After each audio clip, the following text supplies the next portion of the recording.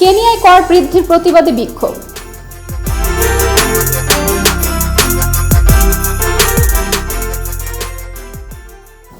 অপ্রস্তাবিত কর বৃদ্ধির প্রতিবাদে কেনিয়ার রাজধানী নাইরোবিতে ব্যাপক বিক্ষোভ হয়েছে।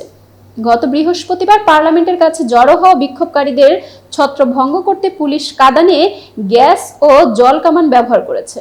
পুলিশের সঙ্গে বিক্ষোভকারীদের ব্যাপক সংঘর্ষের পর অবশ্য প্রেসিডেন্ট উইলিয়াম রুটোর সরকার অর্থ বিলটিতে কিছুটা ছাড় দিতে রাজি হয়েছে, কিন্তু তারপরও বিদেশি ঋণের উপর নির্ভরতা কমাতে ও বাজেট ঘাটতি পূরণে কিছু ক্ষেত্রে বাড়তি কর আরোপ করবে সরকার। বাড়তি কর আরোপের ফলে মৌলিক পণ্যের দাম বাড়বে, এতে জীবনযাত্রার ব্যয় সংকট আরও খারাপ হবে। ভারত মহাসাগরের উপকূলীয় মোম্বাসা ও লেকসাইড শহর কিসুমু সহ সারা দেশে বিক্ষোভ করার সিদ্ধান্ত নিয়েছে বিক্ষোভকারীরা।